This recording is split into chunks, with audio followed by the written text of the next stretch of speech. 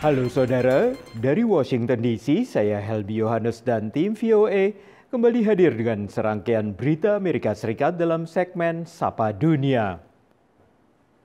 Kami awali dengan peringatan bahaya bagi sekitar 9 juta warga di wilayah Los Angeles dan Ventura County akan meningkatnya cuaca kebakaran yang lebih berbahaya, sehingga mendorong evakuasi yang semakin meluas. Api masih berkobar di sekitar wilayah Los Angeles dan regu pemadam terus berupaya menanggulangi kebakaran luas ini, terutama dengan kembalinya angin Santa Ana yang berhembus kuat. Kebakaran di Pacific Palisades telah menghanguskan ribuan rumah dan tempat usaha di kawasan seluas 9.300 hektar dan baru sekitar 11% yang berhasil dipadamkan. Api mengancam permukiman di Brentwood dan Encino dan mendorong meluasnya evakuasi warga. Sementara regu pemadam berulang kali melakukan pemadaman dari udara dan juga dari darat. Korban tewas meningkat menjadi sedikitnya 16 orang, sementara 13 masih hilang dan lebih dari 150.000 warga mendapat perintah evakuasi. Gubernur California Gavin Newsom telah meningkatkan jumlah garda nasional yang dikerahkan di Los Angeles. Regu pemadam dari Meksiko juga telah tiba untuk membantu dan gubernur menyambut mereka di bandara. Pihak berwenang menyatakan bertekad mengungkap apa penyebab tepat dari kebakaran besar ini dan mengumumkan telah membentuk gugus tugas yang dipimpin ATF atau Biro Alkohol, Tembakau, Senjata Api dan Bahan Peledak Amerika. Saudara, runtuhnya rezim Bashar al-Assad di Suriah meningkatkan ketegangan antara Turki dengan Israel. Hubungan kedua negara sudah tegang karena perang Gaza, dan kini keduanya mengerahkan pasukan ke wilayah Suriah.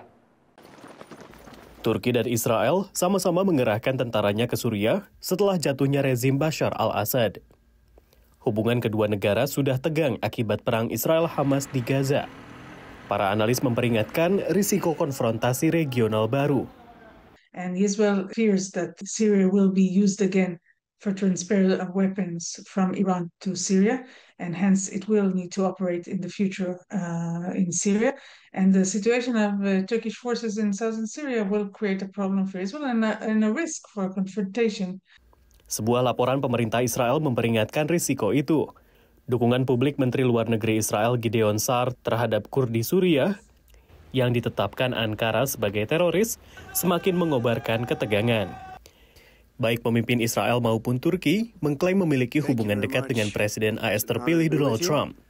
Dan analis mengatakan itu akan memberi Trump pilihan yang sulit.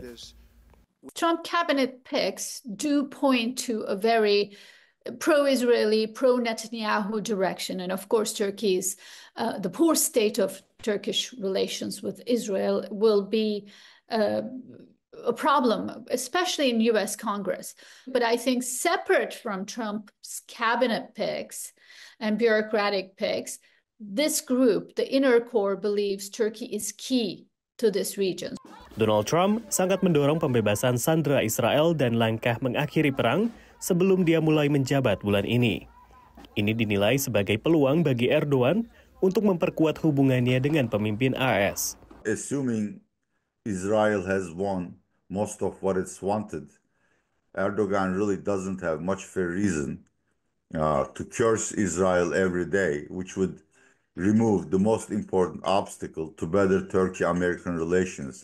Langkah lain untuk mengurangi ketegangan adalah menormalisasi hubungan antara Israel dengan Arab Saudi.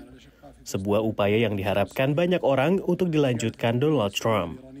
Because the normalization deal with Israel and Saudi Arabia will have a Palestinian component, and that will relax some of the tensions between Israel and Turkey on the Palestinian issue. Dari Washington DC, demikian laporan tim VOA. Beralih ke beragam produk untuk mengatasi rasa kesepian tampil di pameran elektronik konsumen di Las Vegas. Pengembangan beragam produk ini terjadi di tengah survei oleh psikiater yang menunjukkan sekitar sepertiga warga dewasa Amerika merasakan kesepian sedikitnya sekali seminggu, dengan kelompok paling rentan di antaranya lansia dan warga dewasa paling muda. Sebuah robot interaktif bernama Romy buatan Mixi Inc. menjadi pemenang penghargaan inovasi untuk kategori robotika dalam pameran akbar elektronik Consumer Electronics Show atau CES yang berlangsung di Las Vegas, negara bagian Nevada. Robot ini dirancang untuk mengatasi kesepian. In the morning, you can wake up and Romy will say, "Good morning." And when you're back from work, Romy will say, "Welcome home." Well, unlike a normal AI that might just answer a question, Romy will actually converse with you. So something like, "Romy, I got some bananas today. Wow, they look great. Let's eat them together." Romy saat ini baru tersedia di Jepang dan dijual dengan harga 90.000 yen atau sekitar 9 juta rupiah. Versi terbarunya baru akan dijual di Amerika Serikat sekitar Maret. Masih di CES, sebuah robot anjing dirancang untuk mengatasi tak hanya rasa kesepian, tapi juga gejala demensia pada lansia. Robot bernama Jenny ini diproduksi oleh Tombot, sebuah perusahaan yang bermarkas di negara bagian California. These puppies are designed to treat the behavioral and psychological symptoms of dementia, reduce the need for certain medications including psychotropics. Kehadiran sejumlah robot untuk mengatasi kesepian ini mendapat respons positif dari pengunjung. Loneliness is the feeling of not having social contacts.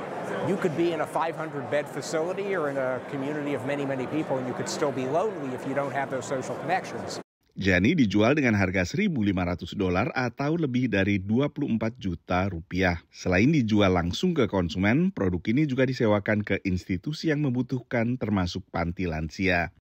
Demikian laporan tim VOA. Kini kita tengok Nick Hartanto yang pindah ke Amerika pada usia 10 tahun dan kini berusaha menggali identitas dirinya sebagai warga diaspora Indonesia. Nick menumbuhkan ikatan dengan tanah air dengan membuat film bertema makanan, khususnya makanan Indonesia. Karya terbarunya, film pendek berjudul Daily Sadie, mengantarnya ke berbagai festival film di Amerika. Menuturkan kisah yang berakar dari makanan menjadi tema pilihan Nick Hartanto, diaspora Indonesia di Brooklyn, New York, yang berprofesi sebagai pembuat film. Having moved to this country at a young age, I feel like in order to fit in, I've lost some of my Indonesian identity. But every time I eat our food, every time I cook our food, I feel like it provides me this kind of unbreakable bond to my culture. Nick yang berasal dari Surabaya pindah ke Amerika bersama orang tuanya di usia 10 tahun.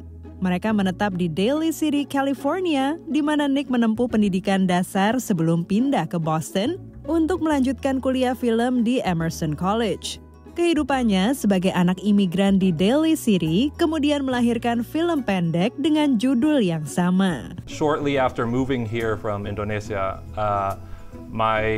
my mother got invited to a church potluck, and she didn't have time to cook, so she went to a Chinese restaurant and just bought this, like Cantonese-style chicken, that hangs in the window. And I really wanted to kind of capture this feeling that new immigrants have in this country of wanting to survive, wanting to succeed, wanting to adapt, to assimilate, and kind of the cost of that. Okay, that's enough.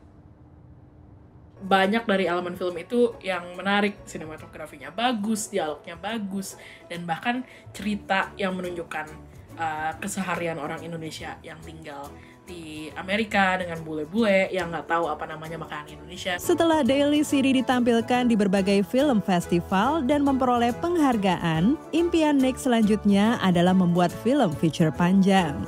Dari Brooklyn, New York, VOA.